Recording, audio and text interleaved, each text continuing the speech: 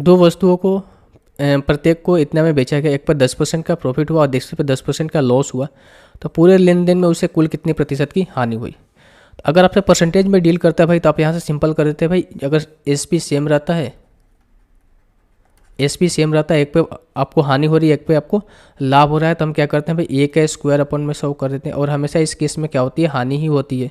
हम क्या करते हैं भाई, 10 के स्क्वायर बटे में 100 करोगे, कितना हो जाएगा भाई आपका, 1% का क्या हो जाएगा आपका हानि। तो ये हमें परसेंटेज में आएगा 1% की हानि। क्या 1% इसमें दे रखा है, नहीं दे रखा है भाई, 1% नहीं दे रखा है, लेकिन हमें इतना पता होता है कि भाई इन केस में हमेशा क्या होता है, लॉस होता है। तो आप गेन वाले ऑप्शन को तो ऐसे काट सकते हो ना, गेन वाले ऑप्शन को ऐसे ही काट सकते हो आप। अब देखो यहाँ से आपको वैल्यू पूछ के रखी है ना, यानी कि हम कर सकते हैं भाई 1% की हानि हो रही है, यानी कि 100, एक इसकी फ्रैक्शन वैल्यू होती है 1/100, यानी 100 के सामान को 1 कम में बेच रहा होगा, यानी कि 100 के सामान को कितने में, 99 में बेच रहा होगा।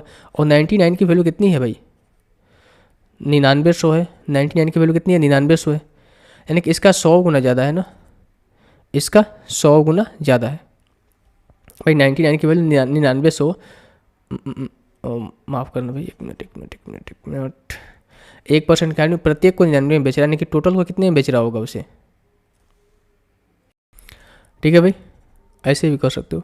इसका 100 गुना ज़्यादा है, तो जो इसका क्रैमूल होगा ये भी इसका 100 गुना ज़्यादा है, यानी क्रैमूल कितना हो जाएगा, 10,000।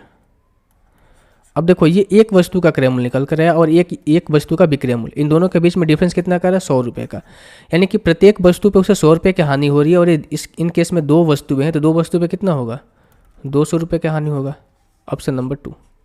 बात समझ में आ रही है आपको, दोबारा समझा देता हूँ मैं क्या करना चाह रहा हूँ कि जब एसपी सेम रहता है तो हमें पता होता है कि एक पर अगर 1% की हानि हो रही है, एक पे 1% का प्रॉफिट हो रहा है, तो ओवरऑल पूरे सौदे में हमें मालूम है कि भाई ए स्क्वायर अपन में 100% की क्या होती है, लॉस होती है। ठीक है, तो हमने क्या किया, 10 के स्क्वायर बटे 100, यानी कि 1% का यहाँ पर क्या हुआ, लॉस हुआ, 1% का लॉस हुआ। अब 1% की फ्रैक्शन वैल्यू होती है 1/100, यानी कि 100 पे 1 रुपये लॉस, 100 पे 1 रुपये हानि हो रही है, 100 के सामान को हम 99 में बेच रहे होंगे, 99 में बेच रहे होंगे। और 99 की वैल्यू कितनी है भाई, 9,900 है, यानी कि इसका 100 गुना ज़्यादा है। तो हम कह सकते हैं कि भाई इसका सीपी जो होगा, जो इसका सीपी होगा ये भी 100 गुना ज़्यादा होगा, यानी कि 10,000। अब ये जो सीपी 10,000 निकल कर है, क्या दो वस्तुओं के निकल कर है, नहीं, एक वस्तुओं की वैल्यू निकल कर आई, यानी कि एक वस्तुओं पे हमें कितना लॉस हो रहा है भाई, 100 रुपये का लॉस हो रहा है। तो दो वस्तुओं पे कितना होगा, 100 रुपये का और लॉस होगा, क्योंकि अल्टीमेटली जो ये वैल्यू है वो तो सेम ही है ना, अल्टीमेटली ये वैल्यू तो सेम ही है। तो जो एक पे लॉस होगा वही दूसरे पर लॉस होगा, यानी कि एक पे 100 रुपये का लॉस हो रहा है तो दूसरे पे भी 100 का लॉस होगा, यानी कि टोटल पूरे सौदे में 200 रुपये का लॉस होगा।